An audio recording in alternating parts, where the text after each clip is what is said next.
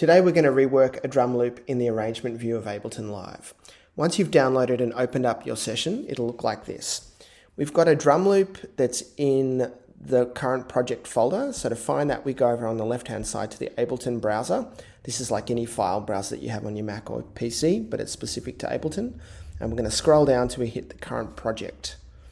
In the current project, there's this drum sample loop here. So let's have a listen to it.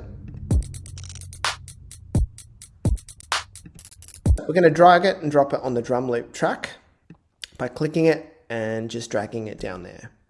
If we play it, you can hear it in the arrangement so far. You'll notice that when it gets to the end of the loop, it doesn't actually loop, it just plays for 2 bars and then there's nothing there, so it won't play any sound. Let's get started by navigating around the arrangement view a little bit. So over here is the tempo of your track, which is 128 BPM. Up here is the metronome, and we use the metronome to reference our tempo for this session. So the whole session is set at a tempo, which is 128, and any audio loops that we drag in here at this point are going to sync to that tempo. If I press play, it's only going for 2 bars. We're going to make a 4-bar loop and set the original loop to 4 bars. So how we do that is we select across the 4 bars and then press Command L. And what that does is it sets this thing up here called the loop brace, which can move around. And you'll see that the loop is illuminated, which means when it gets to the end of this section, it's going to loop around. Let's play it.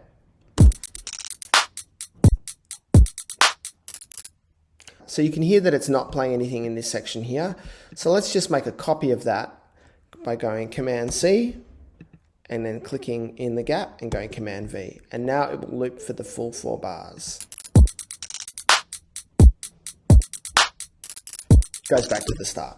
I'm going to show you another shortcut for duplicating big sections like this. So I'm going to highlight all of that with my mouse and then press Command D, which is a shortcut to duplicate those 4 bars that we've already made there. I want to work on a different version of this loop, so I'm going to highlight here and press Command L to loop that section. I can also grab the edges of the loop brace and move them around if I want. So now if I click on the brace, it's going to sound the same, but it's a copy. And why I have a copy is the easiest way to make a variation is by making a copy and then starting to mess around with that. We have a section set up by a loop brace that's ready to be tweaked and changed. Let's look at some tools that we can use to help us navigate the arrangement view timeline. If I want to see what I'm doing a bit more clearly, I can zoom in using the plus key or out using the minus key. Zooming in using the plus key is handy because it just lets me see what I'm looking at within my loop a bit more clearly. I can resize the screen if I want.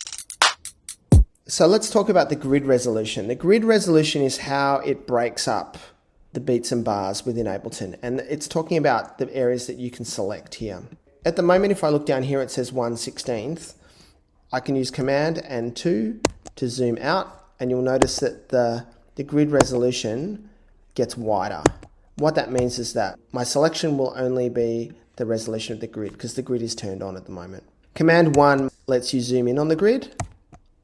So now it's highlighting quarter notes, you can see down here, and if I zoom again, Command 1, it's going to 8th notes, and then again 16th notes. So this is the resolution of my selection, but it's also the resolution if I decide to move anything around. I've put some of these little markers in here to help get you started and set you some tasks. The first one says no kick loop, so we better identify what the different parts of the loop are. I'm going to turn the metronome off and just play from here.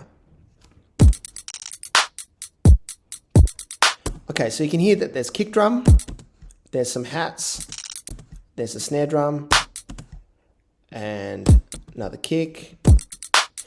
And looking at the shape of the waveform, you can sort of get a sense for what's what. Like you can sort of see that the hi-hats are a bit smaller. The kick and snare, they're about the same height, which means they're the same volume, but they have different kind of characteristics as well. The first thing says no kick loop. What we can do for that is we can get rid of the kicks. I can select a different sample I want to replace the kick with and highlight it, Command C to copy, and then paste it. So I'm going to play through the loop, and every time there's a kick drum, I'm going to replace it with something else. There's a kick there. So I just want you to kind of get used to identifying the different sounds that are in here.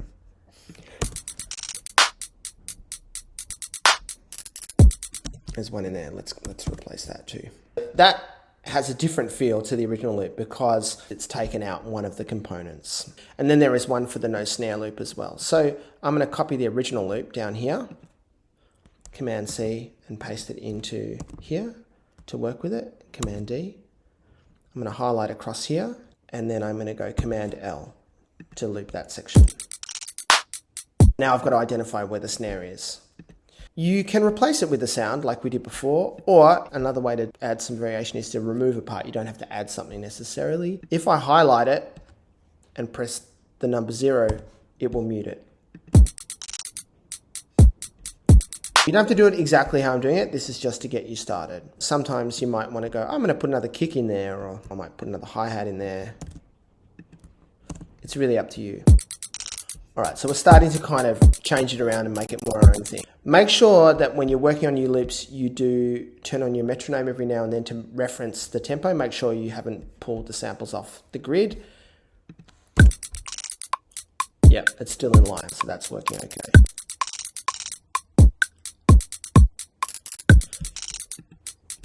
So there's some other things for you to try first.